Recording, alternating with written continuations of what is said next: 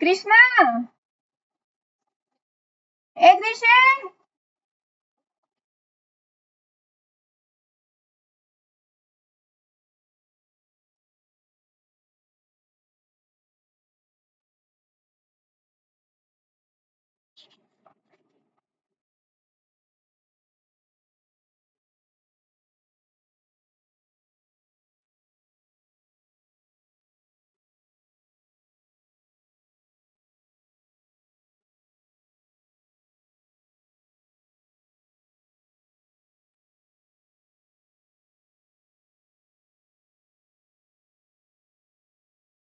Hello, good evening.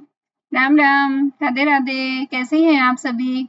आज हम लेके आए हैं आपके लिए कानों में कंगना कहानी। कानों में कंगना जो कहानी है, ये राजा राधिका रमण प्रसाद सिंह जी के द्वारा लिखी हुई है। तो आपने इस कहानी के हर जो इसमें जो मेन जो पॉइंट दे रखे हैं, उनको आपने अच्छे से यहाँ याद करना है कि इस कहानी में क्या महत्वपूर्ण है और क्या नहीं। यहाँ जब भी हम ये कहानी करेंगे, इसमें आपने थोड़ा सा ध्यान देना है कि इसमें जो कथन है वही पूछे जाते हैं कि यह कथन किसके हैं, इस कहानी का प्रकाशन वर्ष कब है। तो यहाँ आपने अच्छे से इसको ध्यान रखना है। जो कानों में कंगना कहानी है, ये राजा राधिका रमण प्रसाद सिंह जी के द्वारा लिखी गई है। पहले हम इसके बारे में थोड़ा सा डिस्कस कर लेते हैं कि यह इंदु पत्रिका में प्रकाशित हुई है। जो राजा राधिका रमण प्रसाद जी हैं, इनका जन्म 10 सितंबर 1890 ईस्वी में हुआ। इनके जो कहानी संग्रह है राजा राधिका रमण प्रसाद जी के, ये भी आप लोगों ने ध्यान रखने हैं। कुसुमांजलि है, अपना पराया, गांधी टोपी, धर्मधुरी। जो इनकी कहानियां हैं, गांधी टोपी वो सन 1938 ईस्वी में लिखी, सावनी समा 1938, नारी क्या एक पहेली, ये भी उनकी कहानियां हैं। सन 1951, हवेती और झोपड़ी सन 1951, देव और दानव सन 1951, वे और हम सन 1955, धर्म और मर्म सन 1959, तब और अब सन 1958, अबला क्या ऐसी सबला सन 1962, बिखरे मोती भाग 1 सन 1965 और कानों में कंगना 1913। अब इन्होंने कुछ उपन्यास भी लिखे हैं। राम रहीम सन 1936, पुरुष और नारी 1939, सूरदास 1942, संस्कार 1944, पूर्व और पश्चिम सन 1951, चुम्बन और चांटा सन 1957। लघु उपन्यास भी इन्होंने लिखे हैं। लघु उपन्यास में नवजीवन सन 1912, तरंग 1920, माया मिलीन राम सन 1936, मॉडर्न कौन, सुंदर कौन सन 1964 और अपनी अपनी नजर, अपनी अपनी डगर सन 1966। यहाँ आपने जो भी कहानी है, जिसके भी कोई लेखक हैं, उन लेखकों की सारी रचनाएं अच्छे से याद करनी है, क्योंकि परीक्षा की दृष्टि से यह बहुत महत्वपूर्ण है। अब इन्होंने कुछ नाटक भी लिखे हैं। नए रिफार्मर या नवीन सुधारक 1911, धर्म की धुरी सन 1952, अपना पराया सन 1953 और नजर बदली बदल गए नजारे सन 1961। संस्मरण भी इन्होंने लिखा है, सावनी सभा, टूटा तारा और सूरदास। गद्य काव्य भी इन्होंने लिखे हैं, नवजीवन, प्रेम लहरी। गद्य कृतियां, नारी एक पहेली, पूर्व और पश्चिम, हवेली और झोपड़ी, देव और दानव, थे और हम, धर्म और मरम, तब और हम। यहाँ आपने अच्छे से ये सारी रचनाएं याद रखनी है। यहाँ हम जैसे आपको मैं बता देती हूँ कि कानों में कंगना कहानी वर्ष 1913 में इंदु पत्रिका में प्रकाशित हुई थी और यह एक मार्मिक कहानी है। तो आइए शुरू करते हैं इसको पढ़ना। यहाँ राधिका रमण जी प्रसाद जी ने ये कहानी लिखी है, कानों में कंगना। किरण, तुम्हारे कानों में क्या है? उसके कानों से चंचल लट को हटाकर कहा, कंगना। अरे, कानों में कंगना? सचमुच 2 कंगन कानों को घेर कर बैठे थे। हाँ, तब कहाँ पहनूं? किरण अभी भोरी थी। दुनिया में जिसे भोरी कहते हैं, वैसी भोरी नहीं है। उसे वन के फूलों का भोलापन समझो।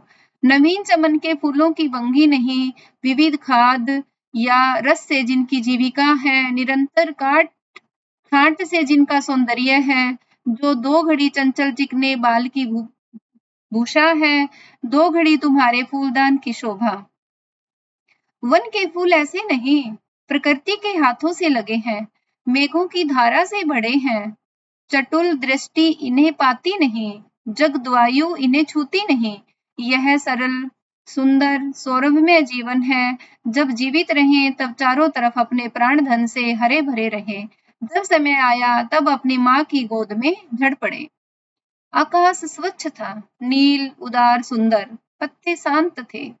संध्या हो चली थी, सुनहरी किरणें सुदूर पर्वत की चूड़ा से देख रही थी। वह पतली किरण अपनी मृत्यु सैया से इस शून्य निविड़ कानन में क्या ढूंढ रही थी? कौन कहे किसे एक टक देखती थी?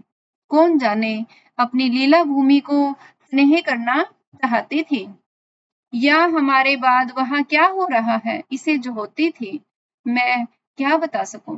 जो हो उसकी उस भंगी में आकांक्षा अवश्य थी। मैं तो खड़ा खड़ उन बड़ी आंखों की किरण लूटता था। आकाश में तारों को देखा या उन जगमग आंखों को देखा, बात एक ही थी।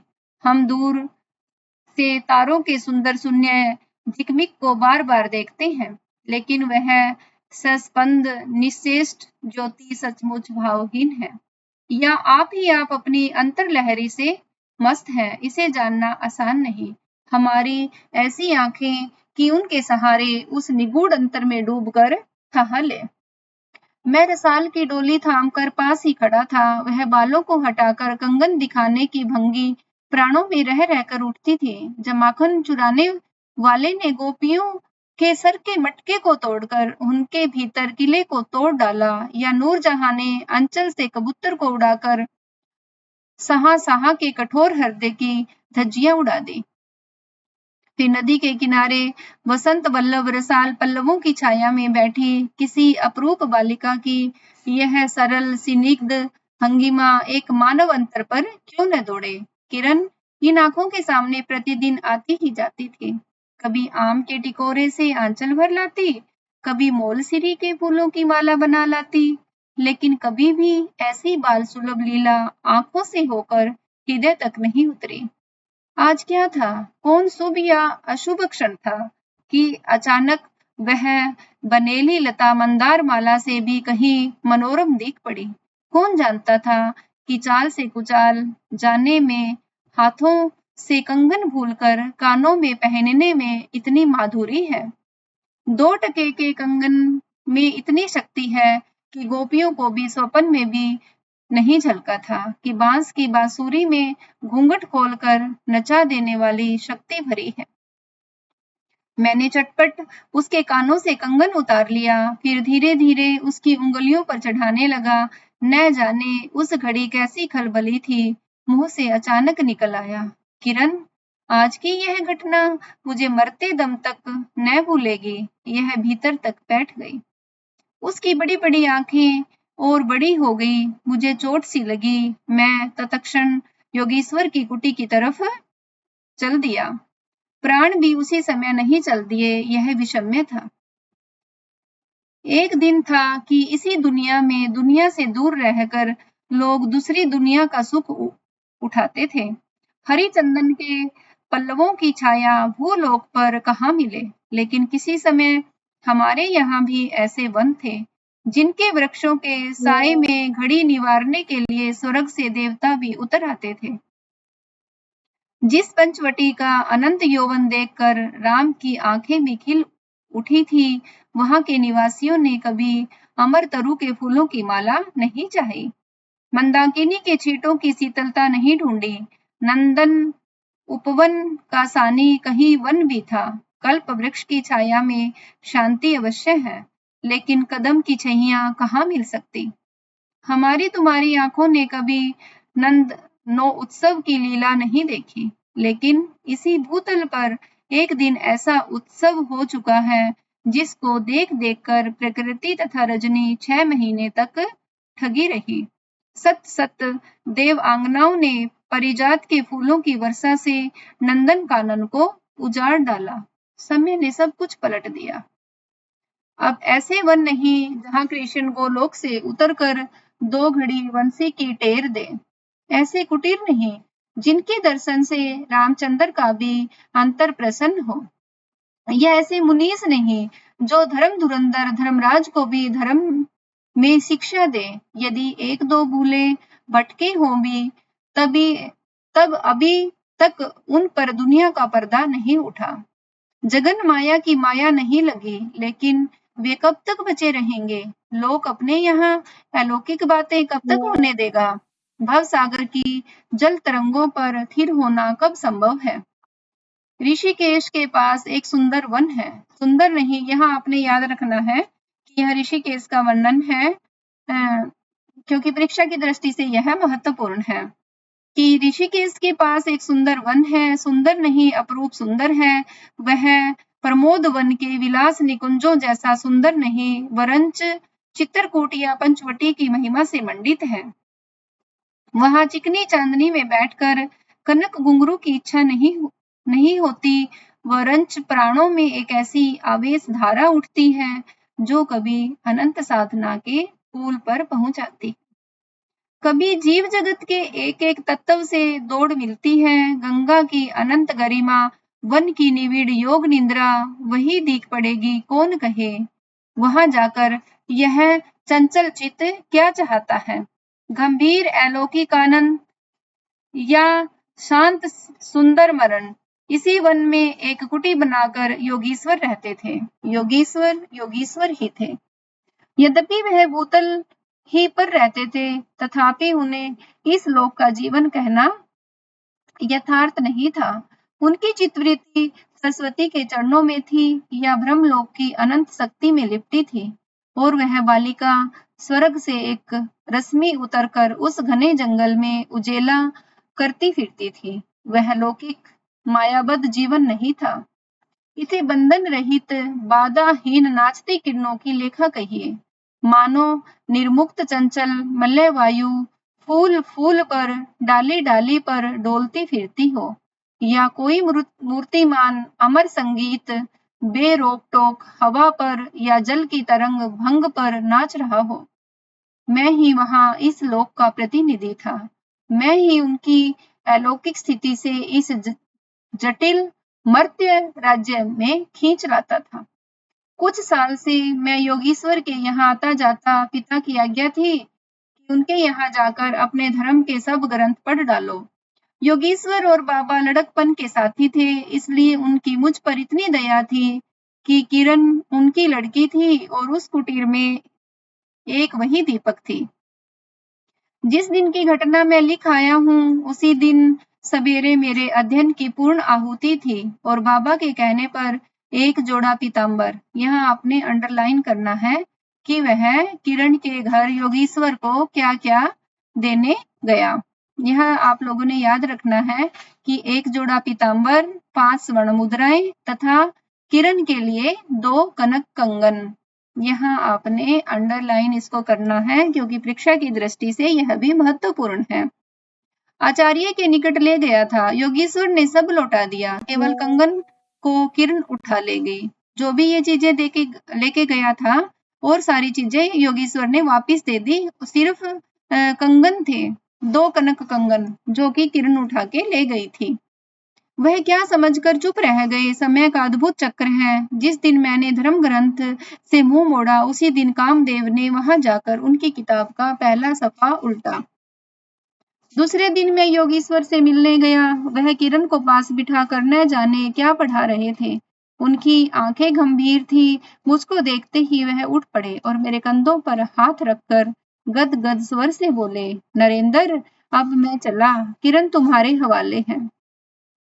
यहाँ अपने इनके पात्र भी हैं, योगीश्वर है, नरेंद्र है, किरण है, इनको भी ध्यान रखना है। यह कहकर किसी की सुकोमल उंगलियां मेरे हाथों में रख दी। लोचनों के कोने पर 2 बिंदु निकल कर झांक पड़ी। मैं सहम उठा। क्या उन पर सब बातें विदित थी? क्या उनकी तीव्र दृष्टि मेरी अंतर्लहरी तक डूब चुकी थी? वह ठहरे नहीं, चल दिए। मैं कांपता रह गया, किरण देखती रह गई। सन्नाटा छा गया, वन वायु भी चुप हो चली। हम दोनों भी चुप चल पड़े। किरण मेरे कंधे पर थी। हठात अंतर से कोई अकड़ कर कह उठा, हाय नरेंद्र, यह क्या? तुम इस वन फूल को किस चमन में ले चले, इस बंधन विहीन स्वर्गीय जीवन को किस लोक जाल में बांधने चले। कंकड़ी जल में जाकर कोई स्थायी विवर नहीं फोड़ सकते। क्षण भर जल का समतल भले ही उलट पुलट हो, लेकिन इधर उधर से जल तरंग दौड़कर उस छिद्र का नाम निशान भी नहीं रहने देते। जगत की भी यही चाल है। यदि स्वर्ग से देवेंद्र भी आकर इस लोक चलाचल में खड़े हो, फिर संसार देखते ही देखते उन्हें अपना बना लेगा। इस काली कोठरी में आकर उन इसकी कालीमा से बचे रहें, ऐसी शक्ति अब आकाश कुसुम ही समझो। 2 दिन में राम हाय जानकी कहकर वन वन डोलते फिरे। 2 क्षण में यही विश्वामित्र को भी स्वर्ग से घसीट लाया। किरण की भी यही अवस्था हुई। कहाँ प्रकृति की निर्मुक्त गोद, कहाँ जगत का जटिल बंधन पास, कहाँ से कहाँ आ पड़ी। वह अलौकिक भोलापन, वह निसर्ग उच्छ्वास हाथों हाथ लुट गए। उस वन फूल की विमल कांति लौकिक चमन की मायावी मनोहारिता में परिणत हुई। अब आंखें उठाकर आकाश से नीरव बातचीत करने का अवसर कहाँ से मिले। मल वायु से मिलकर मलयाचल के फूलों की पूछताछ क्यों कर हो। जब किशोरी नए सांचे में ढलकर उतरी, उसे पहचानना भी कठिन था। अब वह लाल चोली, हरी साड़ी पहनकर, सर पर सिंदूर रेखा सजती और हाथों के कंगन, कानों की बाली, गले की कंठी तथा कमर की करधनी दिन दिन उसके चित्त को नचाए मारती थी।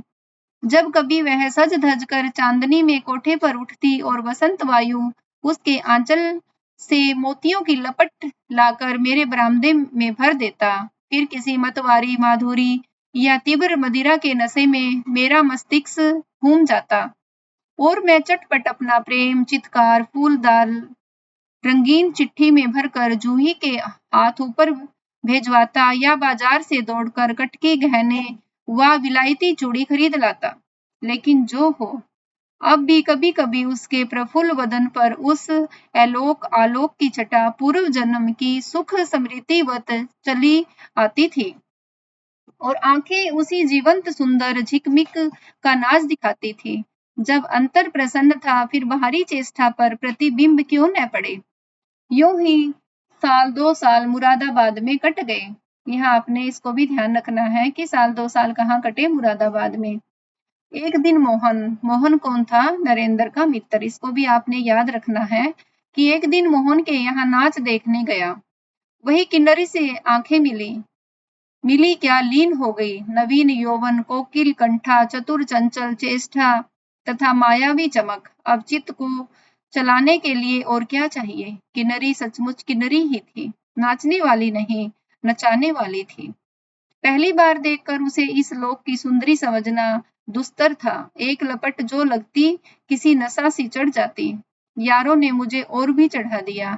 आंखें मिलती मिलती मिल गई, हृदय को भी साथ साथ घसीट ले गई।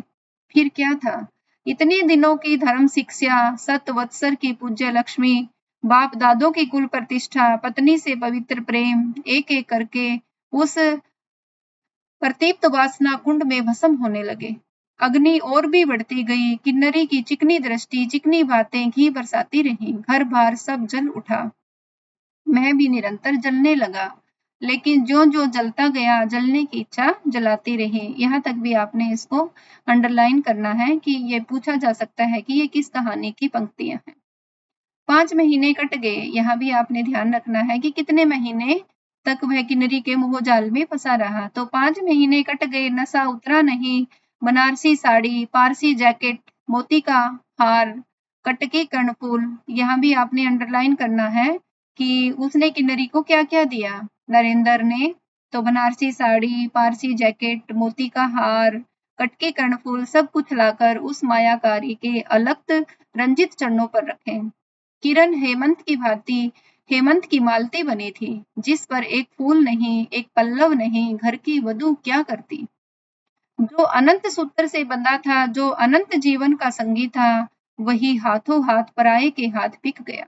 फिर ये तो 2 दिन के चकमकी खिलौने, इन्हें शरीर बदलते क्या देर लगे। दिन भर बहानों की माला गूंथ गूंथ कर किरण के गले में और शाम को मोती की माला उस नाचने वाली के गले में सशंक निर्लज्ज डाल देना, यही मेरा जीवन निर्वाह था। एक दिन सारी बातें खुल गई। किरण पछाड़ खाकर भूमि पर जा पड़ी। उसकी आंखों में आंसू न थे और मेरी आंखों में दया न थी।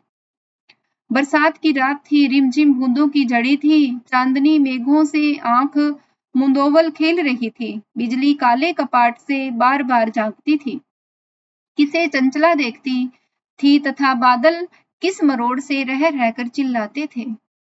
इन्हें सोचने का मुझे अवसर नहीं था। मैं तो किन्नरी के दरवाजे से हताश लौटा था। आंखों के ऊपर न चांदनी थी न बदली थी। त्रिशंकु ने स्वर्ग को जाते जाते बीच में ही टंग कर किस दुख को उठाया और मैं तो अपने स्वर्ग के दरवाजे पर सर रखकर निराश लौटा था। मेरी वेदना क्यों न बड़ी हो। हाय, मेरी उंगलियों में से एक अंगूठी भी रहती तो उसे नजर कर उसके चरणों पर लौटाता। घर पर आते ही जूही को पुकार उठा, जूही, किरण के पास कुछ भी बचा हो तब फौरन जाकर मांग लाओ। ऊपर से कोई आवाज नहीं आई, केवल सर के ऊपर से एक काला बादल कालांत चित्कार के चिल्ला उठा। मेरा मस्तिष्क घूम गया। मैं तत्क्षण कोठे पर दौड़ा। सब संदूक झांके, जो कुछ मिला सब तोड़ डाला, लेकिन मिला कुछ भी नहीं। अलमारी में केवल मकड़े का जाल था। श्रृंगार बक्स में एक छिपकली बैठी थी। उसी दम किरण पर झपटा। पास जाते ही सहम गया। वह एक तकिए के सहारे निसहाय निस्पंद लेटी थी। केवल चांद ने खिड़की से होकर उसे गोद में ले रखा था और वायु उस शरीर पर जल से भिगोया पंखा झेल रही थी। मुख पर एक अपरूप छटा थी। कौन कहे कहीं जीवन की शेष रश्मि क्षण भर वही अटकी हो। आंखों में एक जीवन ज्योति थी। शायद प्राण शरीर से निकलकर किसी आश्रय में वहां पर बैठ रहा था। मैं फिर पुकार उठा, किरण, किरण, तुम्हारे पास कोई कंगना भी रहा है? हाँ, क्षीण कंठ की काकली थी। कहाँ है? अभी देखने दो। उसने धीरे से घूंघट सरका कर कहा, वही कानों का कंगना।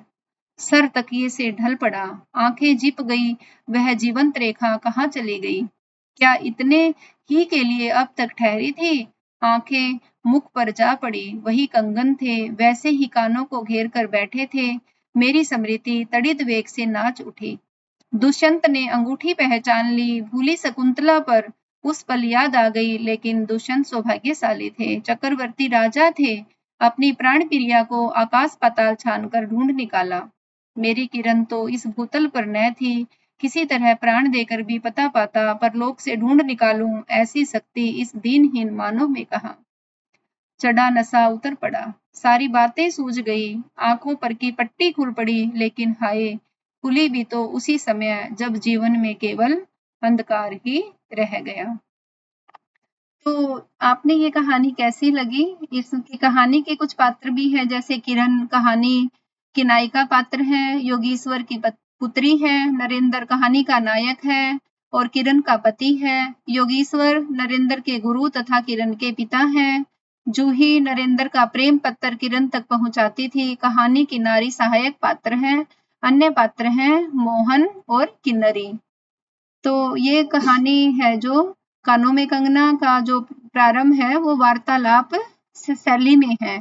मुझे आशा है कि ये कहानी आपको काफी अच्छी लगी होगी और मुझे इतना भी विश्वास है कि अगर आप अच्छे से इस कहानी को पढ़ लोगे या आप अच्छे से सुन भी लोगे, तब भी आपके जो परीक्षा में इस कहानी से संबंधित कोई भी प्रश्न आपसे पूछा जाएगा, उसे आप गलत नहीं करोगे। फिर मैं आपके लिए एक नई कहानी और लेके आती हूँ। तब तक के लिए बाय बाय और थैंक यू।